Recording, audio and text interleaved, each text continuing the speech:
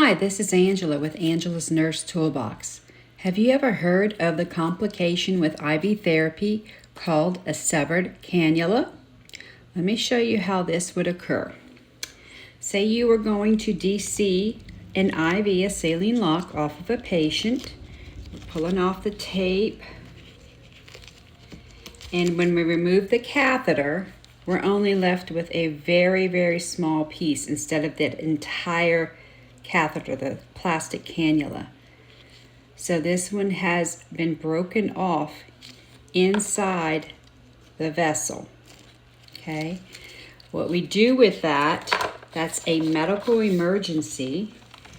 So we would have to take a tourniquet above the spot where the IV was. I'm trying to get it. And tie it very, very, very, very tight. Notify the doctor's stat, because what happens is that plastic that is missing, that broke off, can now become an embolus into your patient through the vein that it was in.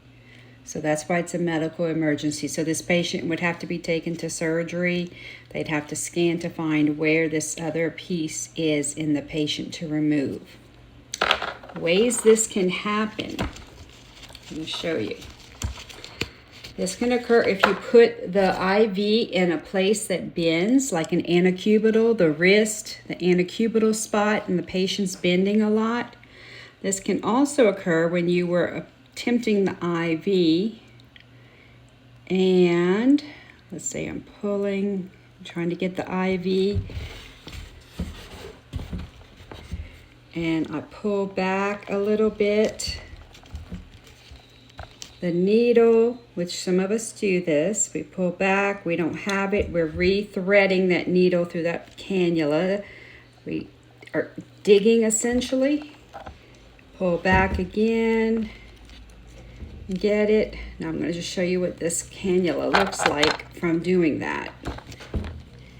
So this cannula is bent, and if you look at it closely, we actually have it broken right here. Made like a hole in it from that cannula, the IV going through, which can perforate that cannula and make it more likely to break off into our patient and become a severed cannula. So make sure when you are sticking your patient, you're not pulling it back and forth like this, where it can go through and break that cannula. And just watch closely anytime you remove an IV. So when we remove the IV, we want to be able to say that the cannula is intact, that we remove the entire thing, and it doesn't look like this, where it's just a little nub. See how much longer it should have been? Okay, a lot longer. So this is what a severed cannula is, and this is a complication that can occur with IV therapy, and this is to be reported to the doctor's stat. And we apply a tourniquet to prevent it from becoming an embolus until they can determine exactly where it is in that body. If you like, subscribe to my videos. This is Angela's Nurse Toolbox.